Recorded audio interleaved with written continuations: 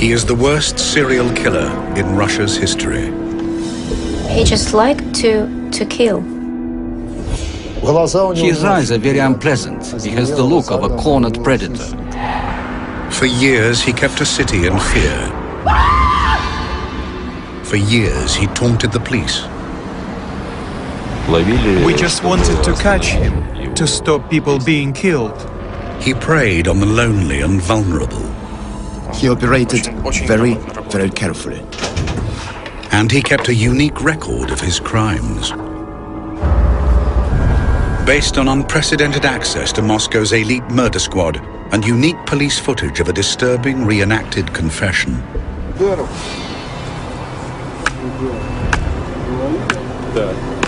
This is the untold story of the hunt for Russia's most prolific serial killer.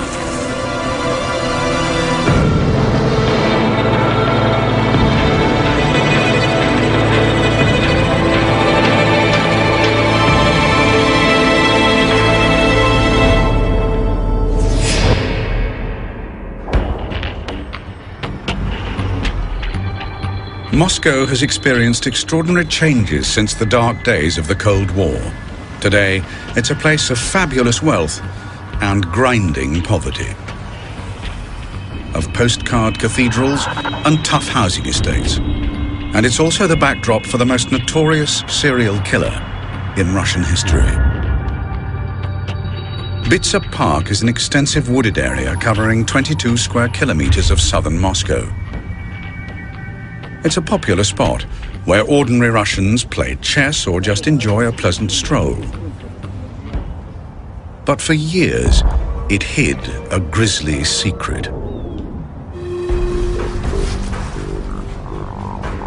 On Saturday, October the 15th, 2005, Moscow police find the dead body of 31-year-old Nikolai Worobyev. He suffered terrible injuries to the head.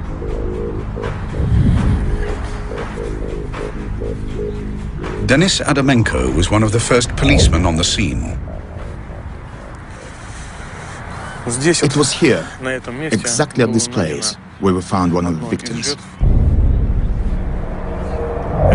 Of course, when we found him, it wasn't a pleasant sight. He had numerous brain injuries. A bottle was stuck into the head and the brain was strewn all over the ground nearby. A month later, another body turns up, that of 63-year-old Nikolai Zakhachenko.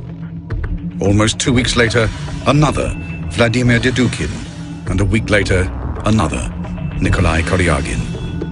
By Christmas, 7 bodies have been found murdered and mutilated in Bitsa Park.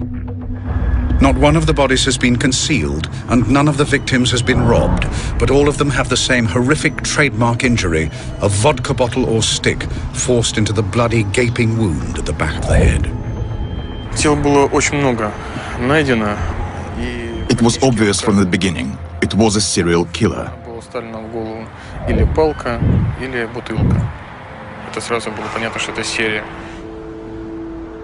Complex homicide investigations are handled by Moscow's elite murder squad. And their most senior and experienced investigator is Andrei Supranenko. Often clashing with Moscow's criminal underworld and handling the city's most violent murders, he's used to dealing with complex and dangerous cases, the kind that cost his predecessor his life. I took this criminal case for investigation in February 2006, when it became clear that we were dealing with a serial killer. With 7 bodies discovered by police and a serial killer on the loose, Moscow becomes a city in fear. Investigative journalist Yana Zhalkinskaya is immediately drawn to the case and begins to cover the story for the Russian and British press. We realized that it's a serial killer, it's a maniac operating in Bitsa Park. We called him Bitsa Maniac.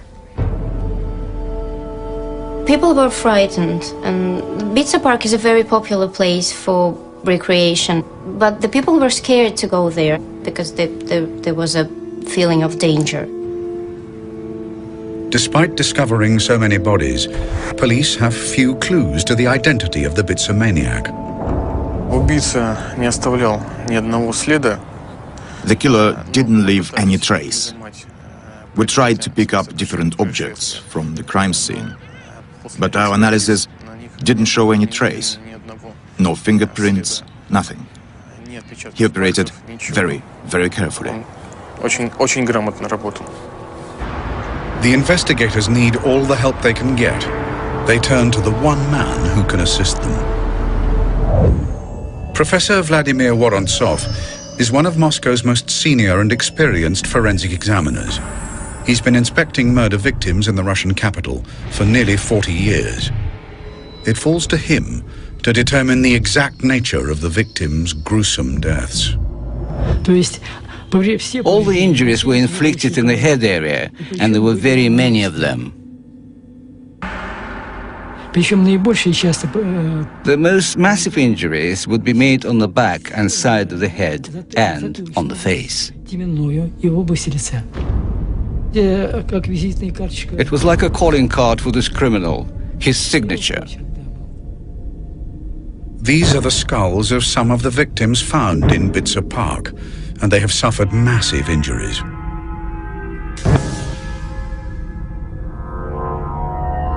Although the forensic evidence is very limited, Professor Vorontsov is still able to determine the likely murder weapon. This fracture was made by an object with an angled edge. It could have been a hammer. But just who is the killer wielding the hammer in Bitsa Park?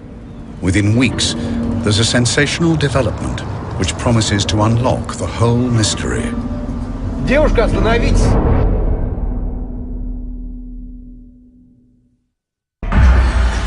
By January 2006, Moscow police have 7 unsolved murders on their hands, all battered with a hammer in Bitsa Park in southern Moscow. All with the same telltale injury, the neck of a vodka bottle embedded in the gaping wound at the back of the head. And for senior investigator Andrei Supranenko, there's virtually no evidence to go on. Whether the killer was a man, a woman or child, nobody knew anything. Whether he lived in the area or used to live there, whether he knew the park well, nobody knew anything. With little concrete information to go on, rumors and theories abound. But one place close by attracts the special attention of the investigators. Could the killer be right under their noses? There is a psychiatric sanatorium on the edge of Bitsa Park. Some of the stable patients would be allowed to go for a walk to Bitsa Park. They would have a day release. And there was this theory that the killer could be the patient of this sanatorium who escaped and was hiding in Bitsa Park and killing people. A considerable number of people were checked. Anyone who was a bit suspicious was stopped and questioned by police. But without a prime suspect, the psychiatric patient theory goes nowhere. But then there was another, more compelling line of inquiry. The victims were mainly men and middle-aged. They were really people nobody cared about and nobody would be looking for. We thought, since it was only men who were the victims from the very beginning, that it might be a woman. No one knew the real motives to the crimes. We were looking at various possibilities. 200 Moscow police stake out Bitsa Park. Their task is to stop and question anybody suspicious. But the park is vast. Covering an area of 22 square kilometers, their chances of catching the killer red-handed are remote.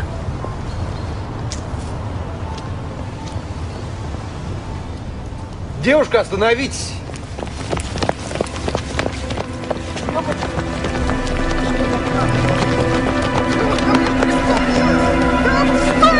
Что вы делаете?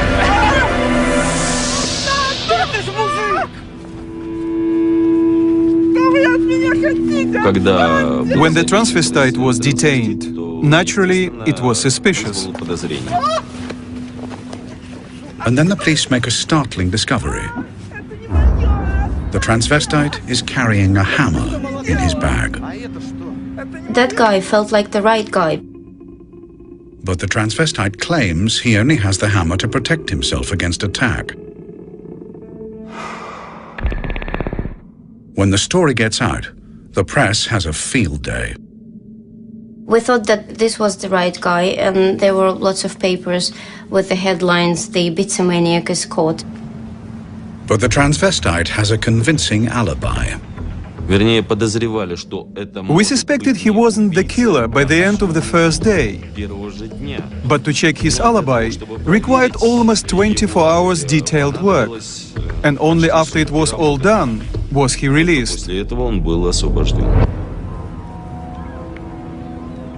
A week later, 25-year-old supermarket worker Mahmoud Joldashov is murdered.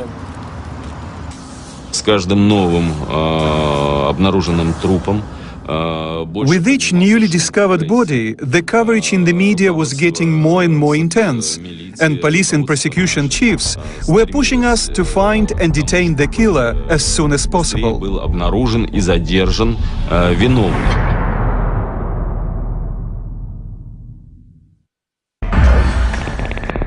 The pressure on the murder squad is becoming intense.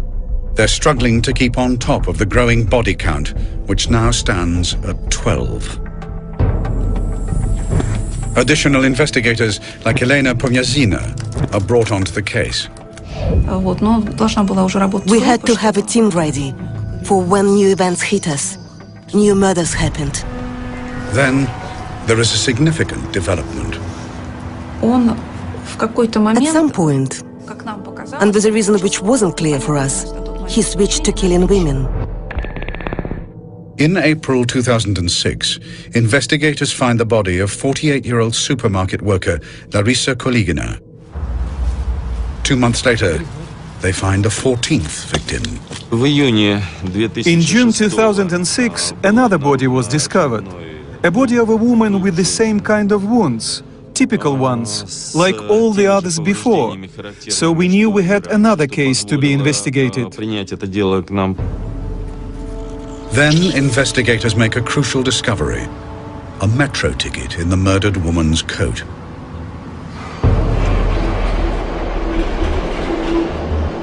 Investigators now begin an intensive trawl of the surveillance footage of the Moscow metro to see if they can find out who traveled with the woman that day. But it's an enormous task. Then there is a further breakthrough. 2 days later, police officers called me with a message that the son of the murdered woman had turned up and identified the body. The victim was 36-year-old single mother, Marina Moskolyova. She lived alone with her son, Sergei. When we interviewed him, he said his mom had gone out for a walk with a boyfriend, Sasha. She didn't come home. As investigators piece together Marina's last known movements, her son delivers a key piece of evidence. Before she left, Marina had tried to call her son on her mobile to tell him where she was going, but it wasn't working. She left a note saying where she was going and who with. She left his name and phone number. The phone number was registered to a 32-year-old supermarket worker, Alexander Pichushkin. The name Alexander is often shortened in Russia to Sasha. This was our very first concrete clue, leading us to Pichushkin. We established his address at once. At the same time, the investigators uncover the video from the security cameras at the metro station. While combing through the videos, we found Moskolyova with a stranger walking together inside the metro station. The These are the last images of Marina Moskalyova alive. She doesn't know it, but she's walking with a man who has a hammer in his bag and who fully intends to kill her. That man is Alexander Pichushkin. The video confirmed it was really him, together with Moskalyova, which was the proof we needed to arrest him and accuse him of the murder of Marina Moskalyova. В совершении убийства только Москалевой. 16 июня через... On the 16th of June, we arrested Pichushkin. Задерживаем. Это было вечером, где-то... It was in the evening. It was dark, 10-11 p.m. Он себя вел совершенно спокойно. He was absolutely calm and denied everything at the beginning. Я не тот, кто вам нужен. За что вы меня задержали? Я не понимаю ничего. На тот момент... At the point he was detained, he was only suspected of Moskalyova's murder. But with the evidence mounting up against him, the note left by the murdered woman and the video images of her last moments alive, the investigators are sure they have the right man. And Pichushkin soon realizes it himself. They usually confess. Everybody confesses eventually. I didn't have any doubts. Investigator Pomazina is right. Within a few hours, Alexander Pichushkin confesses to the murder of Marina Moskalyova. На самом деле битцевский маньяк, как меня прозвали, это я. After 8 months' painstaking work, the investigators have their man. Конечно, мы получили. Of course, when we arrested the killer, we were all very satisfied. Investigators are now able to piece together Marina's last moments. She'd met Pichushkin on June the 13th. He'd asked her out for a picnic in the park. He said, I was sitting there with her for a very long time, really long, wondering whether to kill her or not. And eventually I decided to kill her because I felt that if I didn't, life would become torture for me.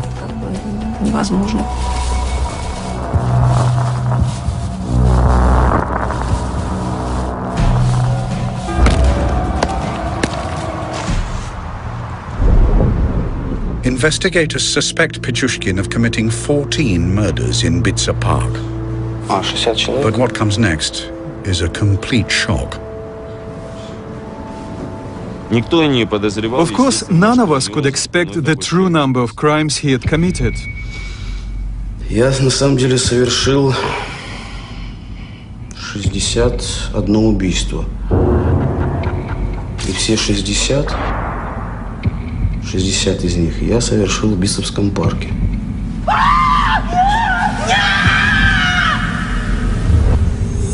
Я 14 лет делал, что я хотел. Я был почти что Богом. It's an astonishing confession. When he confessed, it was a complete shock for everyone because it's an enormous figure.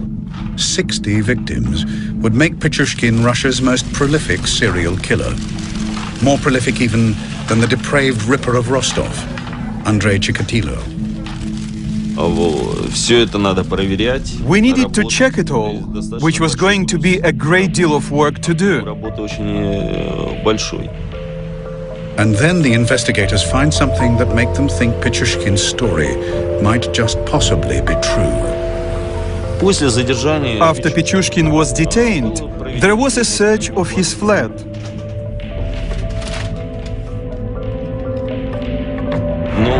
We got the chessboard with numbers pasted on it.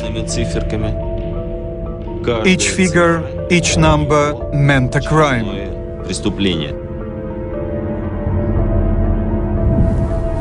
Я хотел убить по одному человеку на каждую клеточку моей шахматной доски. But was this extraordinary confession true? He might have said anything, but we couldn't believe his words unless we had proof. And to get that proof, They were going to have to get inside the mind of Russia's most prolific serial killer.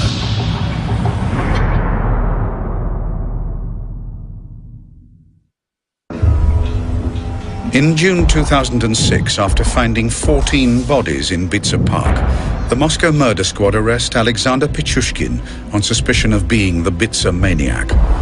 But under interrogation, Pichushkin confesses to not just the 14 they know about. He says he has killed more than 60 people, making him the most prolific serial killer in Russian history.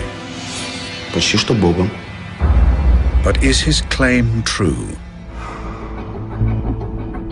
Each of the claims has to be individually checked and proven.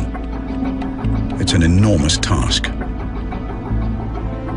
One of the names Pichushkin provides to investigators is that of Vladimir Fomin, a young man who vanished without trace in 2003. Nikolai Fomin recalls the day his son disappeared. Well, he left on October the 14th, 2003 at about 7 in the evening to buy cigarettes. We never saw him again. He was a very good, responsive, kind man. He helped all his friends and took care of his newborn child. In 2006, investigator Pumyrzina called me. She asked me to come for an interview to Leninsky Prospect. And there I learned that all the cases about the missing people had been combined into one case, the Pichushkin case. To continue building their case against him, prosecutors need to keep Pichushkin talking. The job falls to Valeria Sushkova.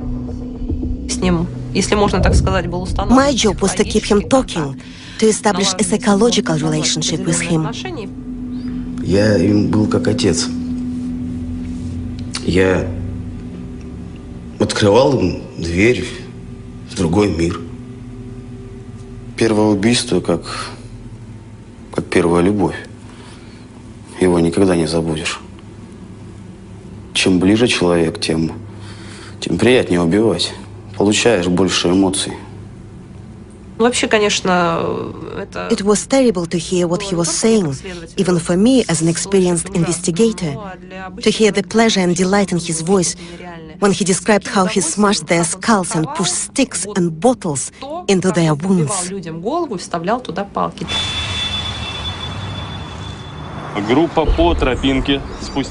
In Russia, to avoid any doubt in court, investigators take the accused back to the scene of the crime and get them to reenact exactly what happened, and they film the results. In the case of Pichushkin, investigators need to verify his astonishing claims, but they are also keen to deny him the obvious pleasure he takes from reliving his brutal acts of murder. Investigator Maxim Zharkov is the official cameraman. I traveled with Pichushkin to Bitsa 27 times in all, and filmed over 40 hours of video with him. Pichushkin has an amazing memory for the details of his crimes. Ясно. А покажи, пожалуйста, на манекене, вот как ты наносил удары. Я вот так вот достал молоток, бежал и ударил. Он заорал. Заточенной частью? Ну, в смысле, заостренной? Тупой. Тупой, да? Тупой часть ударил. Он вот заорал сильно. Я, по-моему, ударил еще сразу. Он завалился вот так вот. Нас так? На бок? Да, типа такого. Так, и дальше? Дальше я нанес ему еще несколько ударов. Туда. В голове. Так. Разбит. Вставил ему бутылку. Так. Водки. В голову. Вначале палки достал, потом все не подходило, я достал, выкинул. Вставил бутылку. Кипел очень сильно. Даже когда уже мертвый был сам. Ну, вроде раз там ударил, вообще. Именно тем, что он... The fact that he remembered what to him were the significant moments in the tiniest of details was very helpful. He knew the woods very well and showed us the exact places where he was killing people. Denis Adamenko is the officer handcuffed to him throughout his confessions in the forest. I only had one thought. I wanted him to show us as many as he could, to tell us everything, where he dumped people, where he left them. I wanted as much evidence as I could get.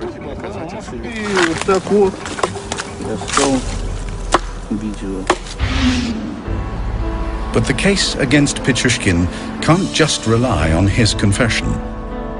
When forensic investigators examine the head wounds of Boris Grishin, a 64-year-old man who was killed in Bitsa Park on December the 19th, 2005, they make an intriguing discovery. При исследовании препаратов кожи we found bits of plastic in the wounds when examining the skin samples. Типа пластмассы. Our preliminary conclusion was that this bit of plastic could be part of the object used to strike the blows. Moscow police recovered this hammer. Pichushkin claims to have used it, but they need to prove that it is in fact the murder weapon. И при исследовании этого молотка на нижней поверхности As we were studying the hammer, we found some deep scratches on the surface of part of the handle at a point close to the head. And as we compared it to the particles we'd found, it became very clear that they were part of this handle.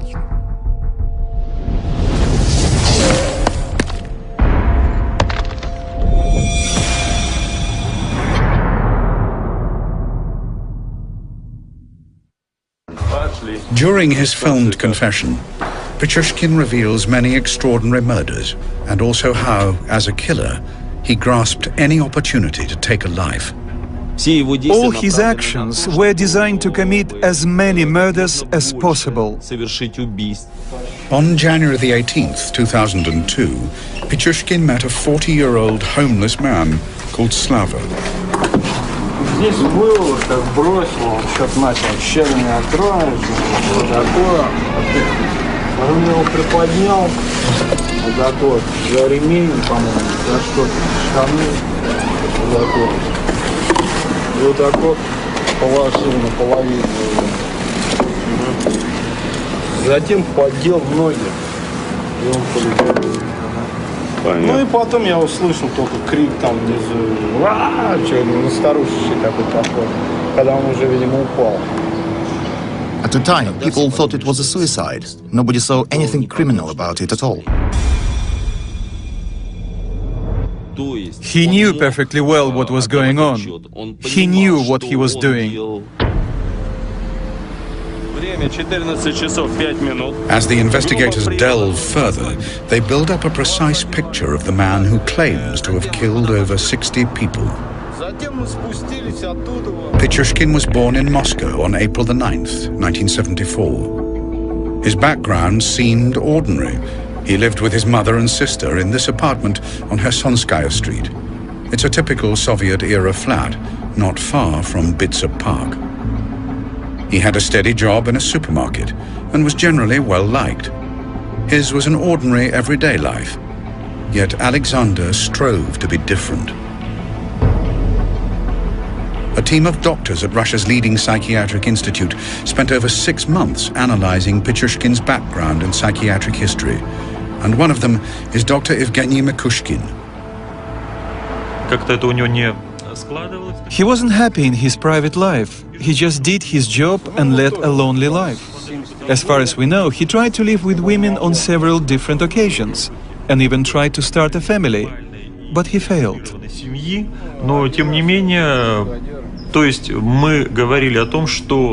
The pattern of behavior that we were witnessing was very complicated. But there was a certain pattern, a striving to murder and to aggressive sadistic activity.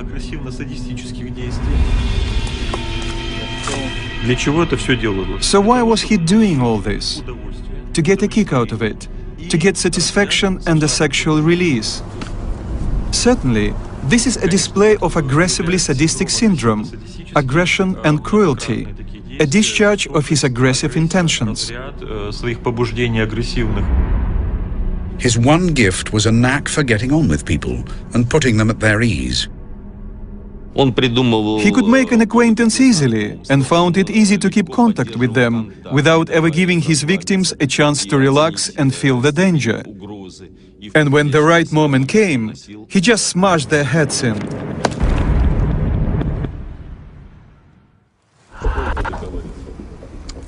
During the 40 hours of filmed confession in the forest, Pichushkin continues to horrify investigators with the scale of his killings. Pichushkin led us to the site of a murder we didn't even know about, and there we found the remains of a man who had never been discovered. Кости. О, видите, вот челюсть осталась. Челюсть. Вот еще кости. Ага. The jawbone belongs to a 36-year-old worker from St. Petersburg, Oleg Lorinenko. It was a rather remote place in the forest, and unfortunately, there was little left of that man. Weather and animals had spoiled the body, and there was practically nothing left.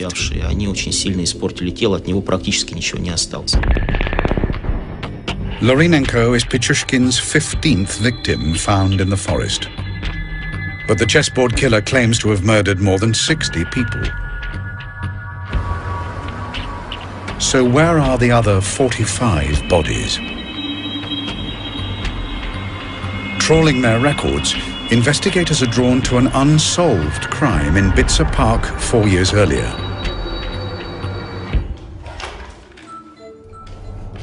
In February 2002, local police received a call from a hospital about a patient with curious injuries. Да, это горбольница номер 6. К нам поступила пациентка с черепно-мозговой травмой. Она говорит, что на нее напали. Maria Viricheva had a worrying story about a man she'd recently met, a man called Alexander Pichushkin. Что случилось? Я познакомилась с ним у метро. On February the 23rd, 2002, Maria had met Alexander Pichushkin near Kharkovskaya metro station. She just split up from her boyfriend and was desperate to make ends meet. Я сидела, плакала. Он подошел, спросил, в чем дело.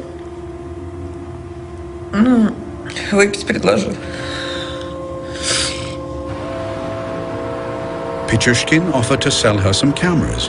He told her he'd hidden them in Bitsa Park. Maria Viricheva was pregnant at the time. Завел меня туда подальше. Подвел к колодцу. Говорит, что там спрятана коробка.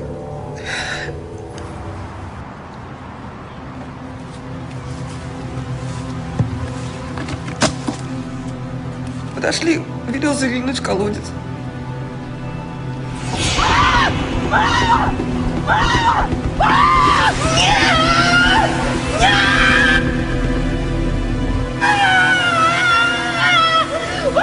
Carried along by the quick-flowing water, Viricheva managed to cling to life by climbing into a disused sewer.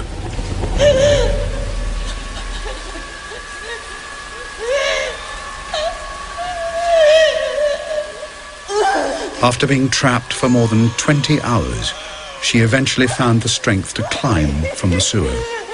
Я стала пытаться выход найти, ничего не видно.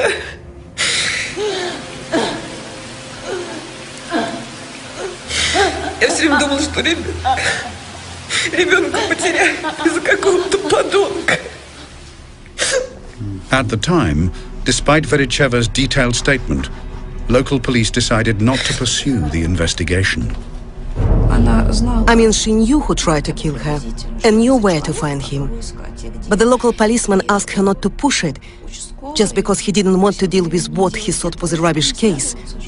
He thought it wasn't important. I didn't want to do extra work. There was a real missed opportunity. There was a chance to catch him much, much earlier and to save about over 20 lives, I think.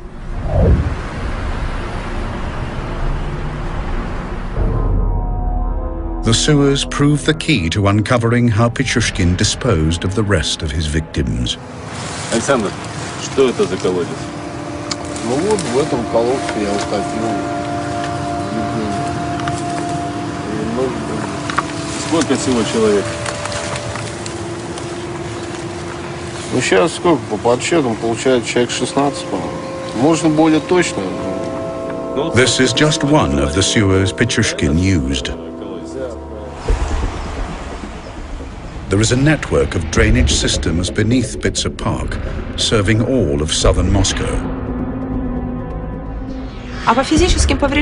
In terms of physical damage, you know, when he was throwing them down into the sewers, those people, if I can say so, they were rather lucky because their deaths were pretty instant.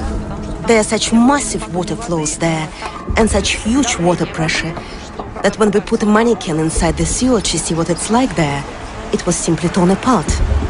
Pichushkin disposed of many of his victims in this way, including his very first victim, Mikhail Odinchuk, an 18-year-old classmate whom Pichushkin murdered in 1992. Odinchuk had refused to partner Pichushkin on a killing spree. Then, in February 2002, Pichushkin dumped the body of a homeless boy known only as Mitka, who was just 9 years old. Pichushkin claims to have dumped the bodies of some 43 people in the sewers beneath Bitsa Park. He even blamed us for not being able to find all the bodies. Seriously, he blamed us for not working hard enough. We even had to say that if he hadn't thrown the bodies into the sewers, if he was to leave them on the ground, we would have found them all. But one question remains. Just why does Pichushkin change from disposing of his victims in the sewers, where they just disappear, to leaving them in the open, where they're almost guaranteed to be found? I got the impression that he couldn't keep it to himself, that he needed everyone to know. He wanted to get full credit, as he saw it, for what he was doing. I think deep in his heart he wanted to be caught. He wanted the attention and he wanted the fame, and he just couldn't keep silent anymore.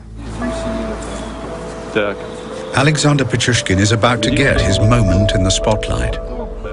Moscow prosecutors have built up a solid case against him, with enough evidence to charge him with 49 individual counts of murder. Under the gaze of the world's media, the chessboard killer has one last game to play.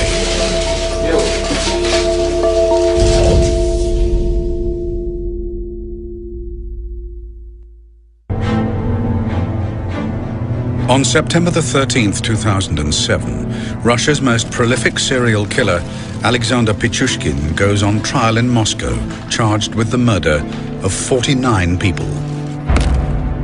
It's the culmination of a killing spree that has lasted for over 15 years and has kept an entire city in fear. I attended the court hearings. It was a real performance for him. He wanted the attention, and that was the place where he could get that. There was the jury, there were the press, there were the prosecutors and judge, and it was all about him, and he was really enjoying that. All he wanted was for the jury to be present in court, so that he had as big an audience as possible. And he spoke with great pleasure in court about all the things he did. He was really enjoying it. This is Pichushkin's moment in the limelight, and he plays it to the full. He is asked if he has any regrets. Pichushkin paused for a minute and then said, "Yes, I do regret one thing. I regret you arrested me so early. I was planning to murder another woman in 2 days' time."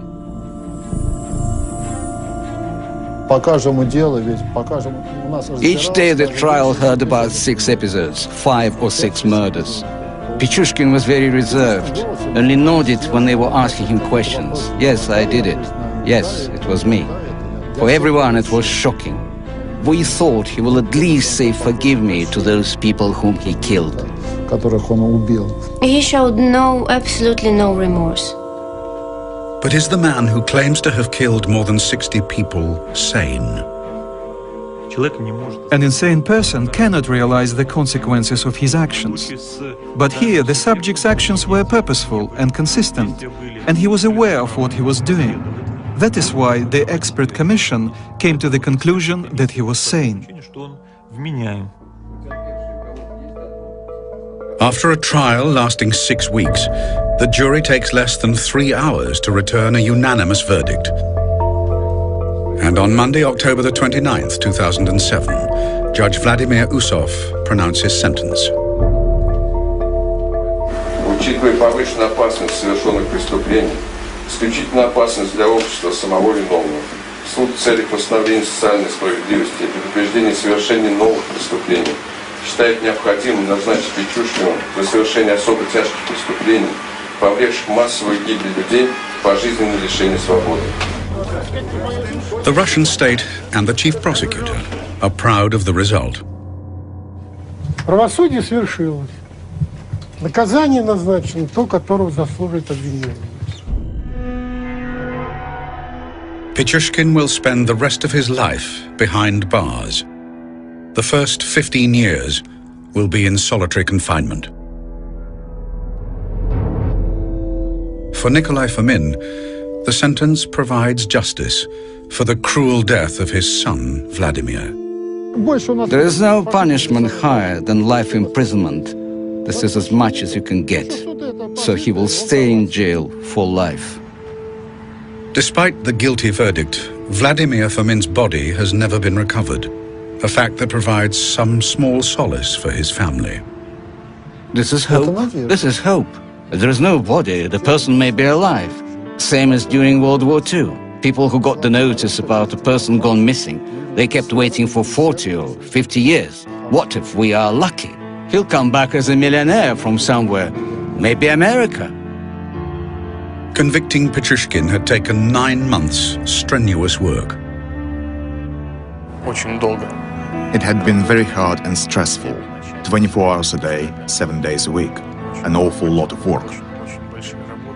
And I shall never forget it. Well, for me it was the most serious case in my career. I have faced serial killers before, but none of them was such a cruel and ruthless murderer as Pichushkin. Although he still claims to have killed more than 60, the police have never found all the bodies. The court had the evidence to convict him of the murder of 48 people. It was an astonishing figure. I'd never interviewed a serial killer with so many victims before, but I had had similar cases.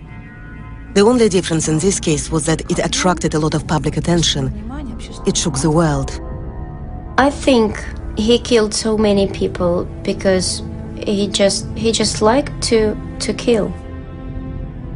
Pichushkin is quite an unusual serial killer. He is a hunter, a typical hunter, and his only motivation was to kill. There was no other motive, whatever else we might have thought.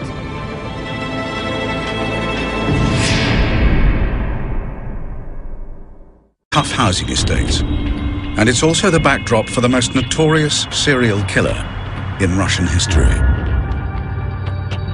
Bitsa Park is an extensive wooded area covering 22 square kilometers of southern Moscow.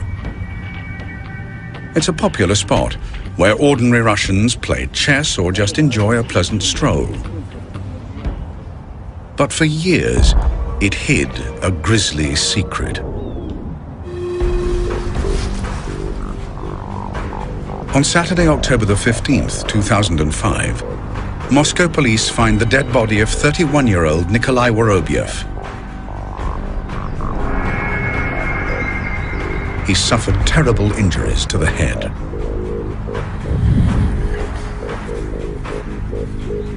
Denis Adamenko was one of the first policemen on the scene. It was here, exactly at this place, where we found one of the victims. Of course, when we found him, it wasn't a pleasant sight. He had numerous brain injuries. A bottle was stuck into the head, and the brain was strewn all over the ground nearby. A month later, another body turns up, that of 63-year-old Nikolai Zakhachenko. Almost 2 weeks later, another, Vladimir Dedukin, and a week later, another, Nikolai Koryagin. These are the skulls of some of the victims found in Bitsa Park, and they have suffered massive injuries.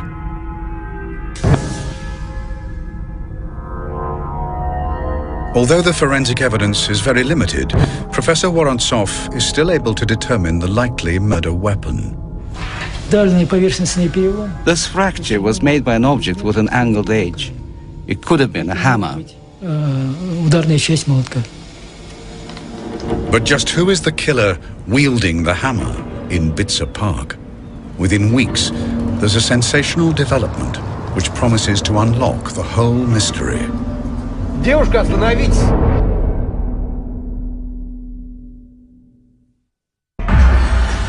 By January 2006, Moscow police have 7 unsolved murders on their hands, all battered with a hammer in Bitsa Park in southern Moscow. All with the same telltale injury, the neck of a vodka bottle embedded in the gaping wound at the back of the head. And for senior investigator Andrei Supranenko, there's virtually no evidence to go on. Whether the killer was a man, a woman or child, nobody knew anything. Whether he lived in the area or used to live there, whether he knew the park well, nobody knew anything. With little concrete information to go... It's a maniac.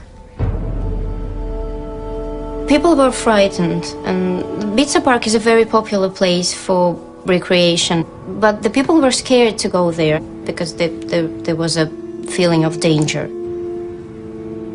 Despite discovering so many bodies, police have few clues to the identity of the Bitsa maniac. The killer didn't leave any trace. We tried to pick up different objects from the crime scene, but our analysis didn't show any trace. No fingerprints, nothing. He operated very, very carefully. The investigators need all the help they can get. They turn to the one man who can assist them. Professor Vladimir Vorontsov is one of Moscow's most senior and experienced forensic examiners. He's been inspecting murder victims in the Russian capital for nearly 40 years. It falls to him to determine the exact nature of the victims' gruesome deaths. All the injuries were inflicted in the head area, and there were very many of them. The most massive injuries would be made on the back and side of the head and on the face.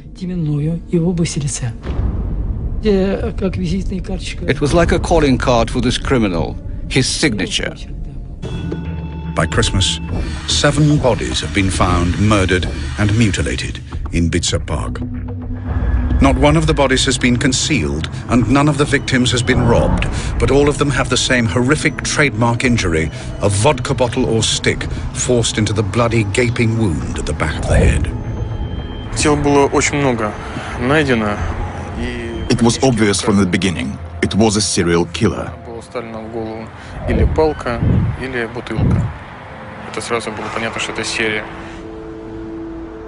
Complex homicide investigations are handled by Moscow's elite murder squad.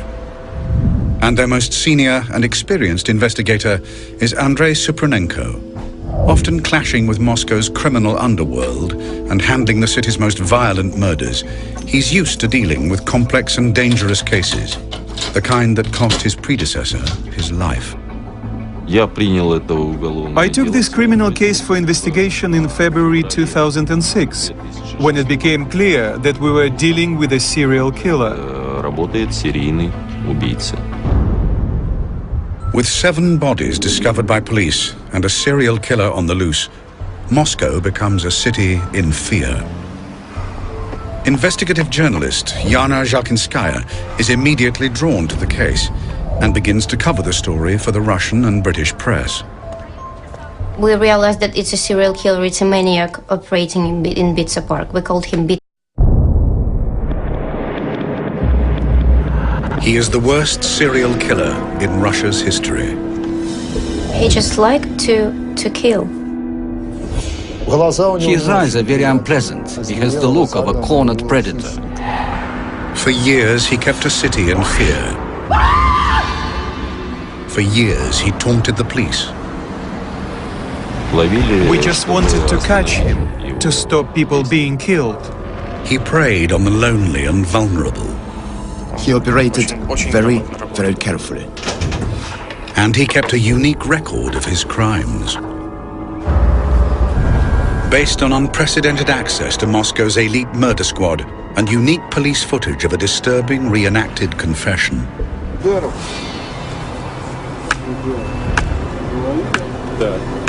This is the untold story of the hunt for Russia's most prolific serial killer.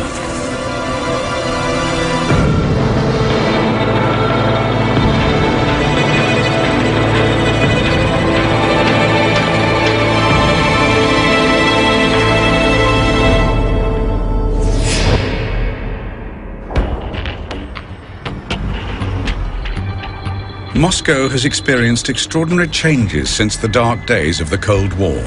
Today, it's a place of fabulous wealth and grinding poverty.